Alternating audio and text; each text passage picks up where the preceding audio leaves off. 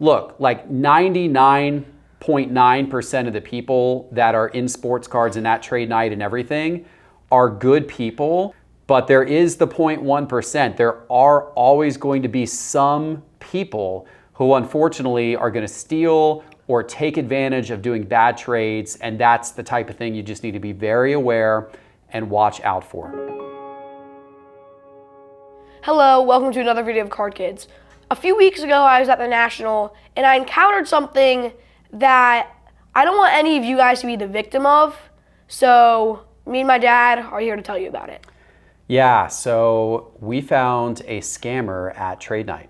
There was a pop-up trade night that was taking place at one of the hotels at the National, and there was a guy there that was trying to do really, really bad trade deals with kids to take advantage of them and to take their good cards and to give them some really, really bad cards in return. And Reeves, you alerted me to the fact that this was happening. Tell me what happened that kind of led up to you coming over to alert me. So me and my friend are just kind of minding our business. We're walking around asking people if they buy cards or doing our own thing. And then a guy comes up to us and he says, I'm trading cards, but I'm trading them at a really good price. And I believe him, I'm pretty sure the friend believes him. So then he first pulls out a card that he says is $25,000.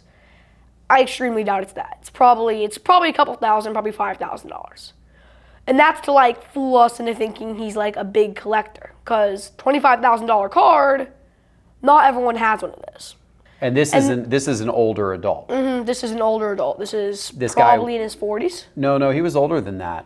He was probably around 60 years old, I would say. So he was an older adult. He presented. Well, I was wrong. He had a shirt on with a logo of a sports card company. He said he had his own store. So he was presenting like he was a very serious adult. In fact, he was even what were some of the things he was telling you about how much money he had and that kind of stuff? He was like, I make a bunch of money every 35 minutes. I spent $100,000 on the show yesterday. And he was saying that he works with like some famous people. He works with Golden Auctions while serving part-time as Beckett and managing all the people autographing on the floor at the exact same time. None of this is true, but the point is that sometimes adults will tell you things in order to make you think that they're really, really important. And oftentimes if you're like, oh wow, like this person does all these things with these big companies and says he has all this money, you often are going to kind of believe that. But unfortunately, that's what scammers know. They know that you are going to believe what you hear from an adult. So sometimes they make up things and they take advantage of you. So this guy was saying those types of things to you, and he showed you a really expensive card to kind of build into that impression that he was worth a lot of money and really important. And then he offered you a trade deal, right? Did he go through your cards? He went through both of our cards and was saying how he's trading down. He's gonna take our cards that are in bad condition, and he's gonna take them from us and give us a really good deal with a bunch of cards that are really good and in really good condition that would all grade 10s. And he said that he wanted to give you a really good trade because he likes hooking kids up, right? Yes. And what makes that believable is by the fact that he said he makes a bunch of money every 30-ish minutes, which is like, yeah, if I had too much money and I was a nice person, I'd probably be giving it away to people too. So you kind of believed him. I believed him at the start. You believed him at the start. I definitely believed him at the start. Now, what was the card of yours that he wanted to trade for? He wanted a Mac Jones RPA out of Panini 1. And this was your most expensive card that you had in your case? It was, I think, the second most. It was the second most at the time. Second most expensive at the time. And this card that he wanted of yours was worth several $100s, right? Probably worth around $1,000, yes. Probably worth around $1,000. So this adult picked out really one of your very best cards worth about $1,000. And what did he tell you that he wanted to trade you for it? Before he said that, I got to get to this point that I think was absolutely absurd. if you're familiar with the grading company, it's on a scale of 1 to 10. A 10 and a 9 is what you want. They are centering, edges, corners, surface. He comes over, and I know the card's a little, it wouldn't grade a 10. It's probably going to grade an 8 or a 9. He's over here with his magnifying glass, and he's looking at the card, and he's looking at the centering, and he's like, this is horrible. It's going to grade a 5. And honestly, the dealer sitting next to me, as we were going to the place to do the trade, went, it's probably going to be an 8. And I was like, yeah. I thought something was up the second he said it was going to grade a 5. So he was trying to tell you that your card was worse, was not a good card, is essentially what he's trying to tell you. Even though it was a very valuable card, he's trying to kind of set you up like, that card's not worth much, you should do a trade with me. Yeah, because he's like, that grades a 5, that will grade a 5, don't grade it, you should just give it to me, I'll sell it on eBay. So when you came and got me a little later, and we'll get to that in a minute, you guys were kind of back off in the corner, away from everybody else. Did he say, hey, come with me and let's go sit in the corner? Well, actually, we were sitting down, but we were in an aisleway, and the people we were in an aisleway of a shop. Right. Because it's in a hotel, and it was kind of in this place in kind of the back corner, but there was a pizza shop. And there was a little aisleway, and we were kind of in front of that because there wasn't enough space to sit down. So he tells us to go over to the corner of the pizza shop. So he suggests that you go over to the corner. So now you're kind of out of the way of other people. So he's kind of got you off to the side a little bit here, which I'm sure was probably part of his plan, so that there weren't any other adults around who could be listening and going, wait a minute, this guy's trying to rip you off, because now you're just over in the corner. Is that then where he offers you a trade deal? He didn't straight up offer us a trade deal. He put a bunch of cards on the table, ranging from $600 at the highest card to $2 at the lowest card. Well, now is that what he's saying they're worth, or what they're worth? Well, I know they're worth. Right, because some of the cards, when I came over, he had price tag on one of the cards that said $3,000. And it was $4,000, and it was $10. Yeah, the card was actually worth $10, but this guy had a price tag on it saying it was worth $3,000. And there were other cards that way too. So he put these cards out, and you kind of knew they weren't worth that much, but he was telling you these cards are worth hundreds or thousands of dollars, right? And he's like, this one's a short print because it has a black bottom. But I know enough about sports cards, and so did the friend I was with. And almost at the same time, we were like, but they're always like that. Right, they always have the black bottom. We were both like, but they're always like that. And he's like, no, that one's a black bottom. That's not regular. He was claiming, I think that card you're talking about was a Joe Burrow card. He was claiming it was worth $200. $700 because it had a black bottom, when in reality the card was selling on eBay for $2 or something like that? $2. So this card was worth $2 if you look up eBay sales history on the card. But this guy's claiming it's worth $700 because it's a short print with a black bottom, even though that wasn't true at all. And then he had a LeBron James from 2006, so not a dominant year for him at all. And it was just a base card. And it had where the name was, it was kind of silver and shiny. And it was 2006, so I have no idea how those cards look. So he's like, since it's silver and shiny, that's a short print. And I'm like, but that's how all cards are. And he's like, no, that's the short print. The regular one is black. And I'm like, okay. So I'm telling my friend, look it up on comps. Look it up on comps. And he's like, no, don't look it up on comps. Don't look at the price tag. It's probably half what the price tag's worth. And I'm still telling him, just look up comps. I don't believe this guy. So you're starting at this point to get suspicious. He's telling you these prices on cards. He's telling you these cards are short prints that you don't think are actual short prints. So you're starting to get suspicious. So my friend looks it up secretively and comes over to me, and he shows me the PSA 10 of that exact card sold for $60. The guy had a price raw for $2,500. Okay, so you know something's wrong. Is this when you came and got me at this point? No, this is when he had one card that was actually a good card that he legitimately had priced correctly. A 1-of-1 auto of Kadarius Toney. So my friend, like, he knew something was up, and he, like, really from the start knew, he was like, that's not, he's a scammer. So he's like, so I'm gonna take advantage of this. And he does like a decently even trade, probably better for him, for the Tony card. And that was first. But what I bet the guy was expecting is both of us would go in for more. Like, that was a fair trade. But he was probably expecting we'd both go in for more.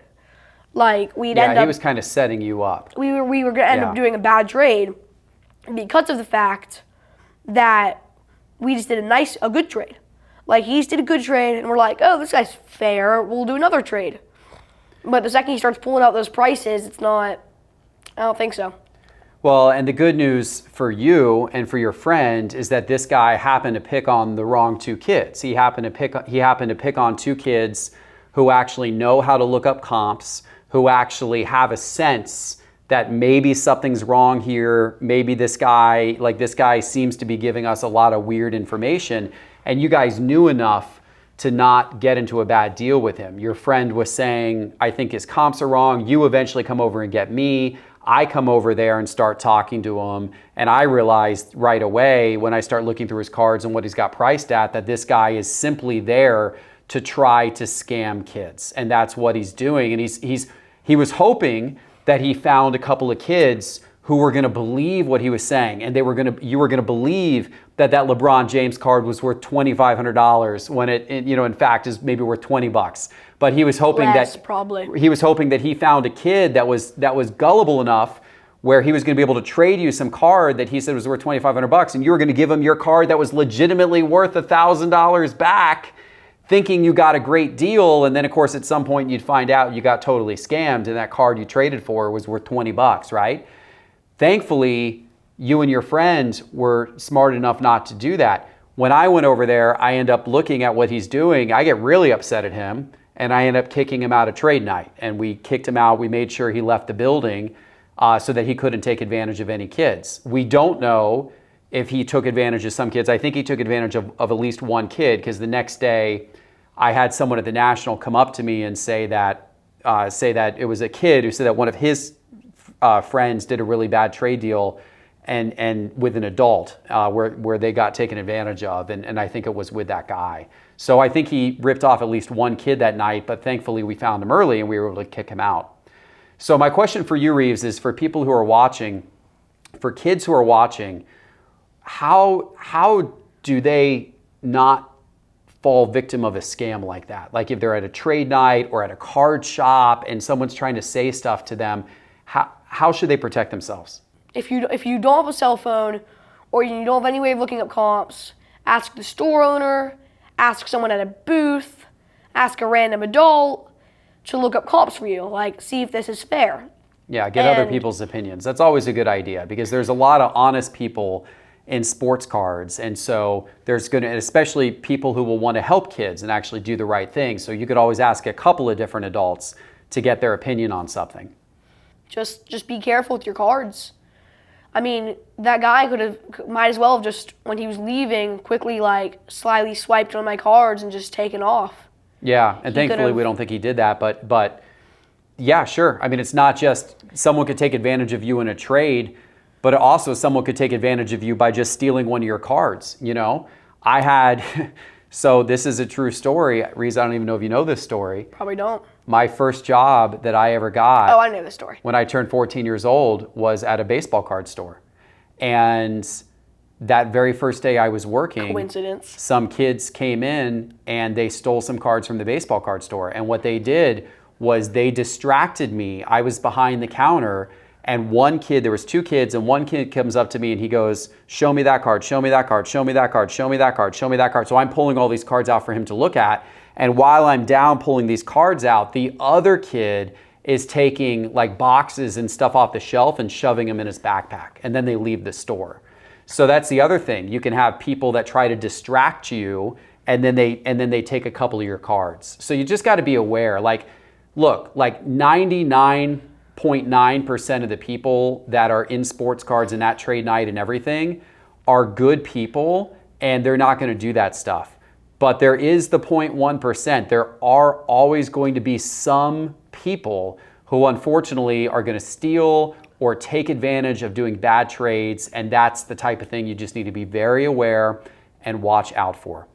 One more thing, Reeves, before we wrap up the video. There was another situation separate from this when you were at the National where you were doing a trade with another kid, and you ended up getting a really bad trade deal, but you didn't know it at the time. Tell everybody what happened there. So a kid comes up to me with a nice looking card, and I don't think he's any intention of scamming. He might have, I don't know.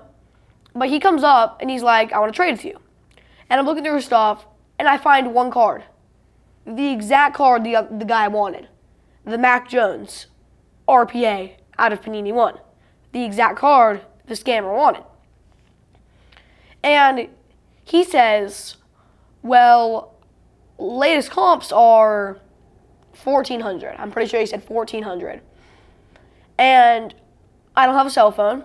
I didn't have any way to look up comps. And even if you had a cell phone, the internet in that building where the National was horrible. So it was hard for people to look up comps even if they had a cell phone at times. So I couldn't look up comps. So I'm going to have to go off this guy's word. And I didn't suspect anything. And I don't think he was trying to do anything bad. Because this was another kid like your age? Because he was a kid. I wouldn't expect a kid to do that. But we're doing this trade, and I give him a different Mac Jones, which is worth $900. A numbered Trevor Lawrence, which is worth $100. So right there, that would have been a fair deal. But I believed him. He said $1,500. I believed him. So he was asking for $520 cash. And the card looked good. I believed him. It wasn't like he walked up to me with a $2 card, a base of a player I've never heard of, and it was like $200. The card was his Mac Jones's RPA out of 49, a nice card. So I gave him $520. And it wasn't, I later learned, as I was trying to look up the card, that card was not worth the extra $520. It was worth about $1,000, but you ended up trading $1,000 worth of cards plus $520 cash. So basically, you were in it for about $1,520 because he told you the card was worth $1,500. In reality, the card had sold for $1,000 or less. It had never sold for anywhere close to $1,500 before. That was, so because you weren't able to look up comps at that moment and you took his word for it, you ended up with a really bad trade deal in that case. And you think he just thought the card was worth more than it was? I think there was maybe he looked up the comps wrong, or maybe somebody told him that the card was worth more than it was, whoever he got it from. Maybe he got ripped off in the process. Yeah. Maybe he got ripped off by a scammer and then... Yeah. Well, these are great lessons. Look, we wanted to do this video today because the important thing here is that sometimes mistakes happen. Sometimes you encounter bad people, or sometimes you encounter good people, but just get a bad trade deal done. And the key is you got to learn from your mistakes. And if you make a mistake, you own up to it. You say, all right, that didn't work out. But it's always great if you can share the lesson with others. And so that's why we wanted to do this video today. I know, Reeves, you wanted to share the lesson with everybody out there. And hopefully this helps you out there not get scammed by a scammer or not end up with a bad trade deal yourself. Because hopefully you'll think about, I really need to look up comps. I can't always believe what the other person says. And I need to protect my cards and take care of my cards. And if I'm going to trade them, make sure I'm getting a really good deal in return. Despite the one big mistake I made at the National, I still had so much fun. And in the end, I actually made money and got a card that I absolutely love. The lesson here would be just don't hang on that one mistake. I didn't hang on that one mistake, and I ended up making money at the show. If I hung on that one mistake, there is no way I would have been able to make money at the show. I'd have been too scared to do any other deals. I wouldn't have any fun. I mean, really, if you're not in the hobby for fun, you really shouldn't be in the hobby. You got to have fun.